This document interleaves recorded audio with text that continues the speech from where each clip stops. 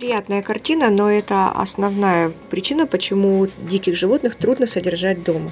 Вот конкретно на Фане срет в воду, именно в поилке. И это довольно такая большая проблема для нас. Вот это одни из трудностей содержания дикого животного. Вообще приучать кошек не всегда бывает легко. Это у меня не было сложностей. А вот с Нафаней эти сложности появились. Я же не хочу, чтобы он в воду гадил, потому что в воду потом он разносит обоссанную свою вонючую по всему дому. И переучила я его к лотку, но иногда вот бывают такие промашки. Либо если наполнителя мало, или протест какой-нибудь против чего-нибудь, он начинает гадить в воду. Здесь у меня стоят поилки, он сюда благополучно целится. Но задница-то уже большая, и она не помещается. Получается, что мимо у него. И сики мимо, и каки мимо. И вот чем я занимаюсь после работы? Уборкой. Иначе это будет очень-очень сильно вонять. А нам это не надо.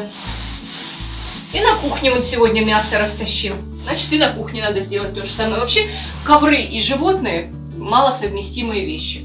Но мы ковры стелили, когда кошек вообще даже не планировали, поэтому ковры, в принципе, уже на убой. А в дальнейшем ламинат forever. Ну так. Поэтому, если вы не хотите заниматься никакими уборками, проблемами с ароматами от сырого мяса и прочим, не заводите диких животных. Заводите чудесных декоративных кошечек. Либо же, что еще лучше было бы, подбирайте с улицы. Лечите, любите, кормите, и они ответят вам взаимностью. Не то, что эти засранцы. Все. Вот, пошел в туалет наконец.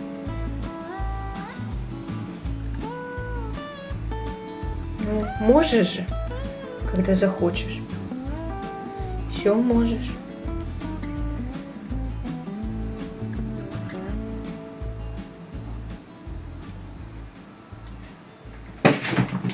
Вообще, конечно, тяжело вот в этом плане переучить, потому что в дикой природе им велено духом леса гадить именно в водоемы, в какие-то такие водные жилы, куда все запахи будут унесены подальше, и хищник не найдет, и не убьет, и животное останется в безопасности. Поэтому здесь он ничего с собой поделать не может, он видит большую емкость и начинает туда ссрать.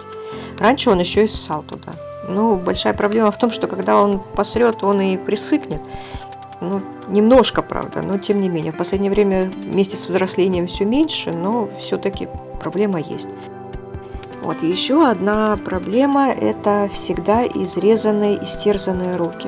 Вот стоит чуть-чуть прикусить, чуть-чуть махнуть коготком, и ноготь практически наполовину снят с пальца.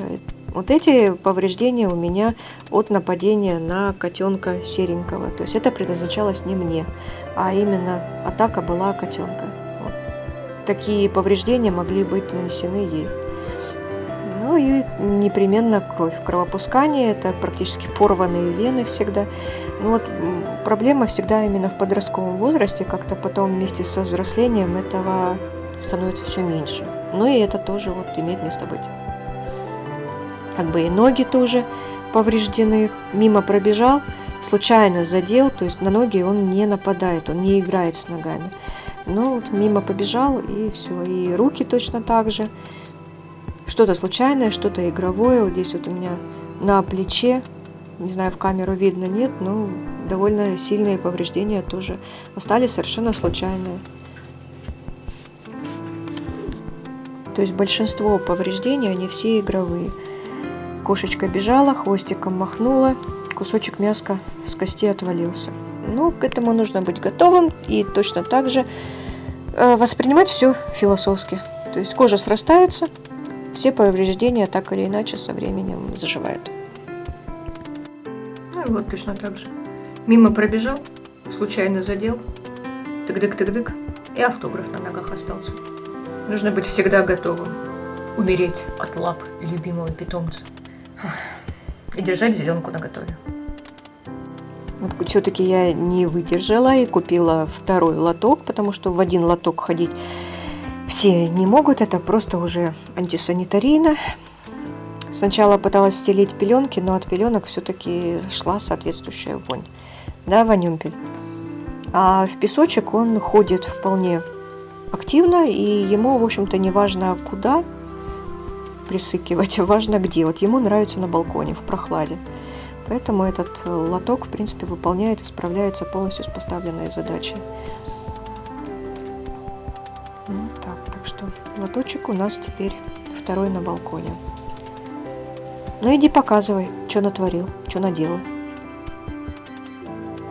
А вот каки остаются на месте. То есть где вода, там обязательно будет какаха. И вот с этим, кажется, уже ничего невозможно будет поделать, только нужно будет на это место какую-то вот пластиковую подстилочку ставить, чтобы эти какашки сухие можно было хотя бы убирать спокойно. Но на этом будет компромисс найден. На большее он явно уже не способен. То есть какахи возле воды, хорошо хотя бы не в воде.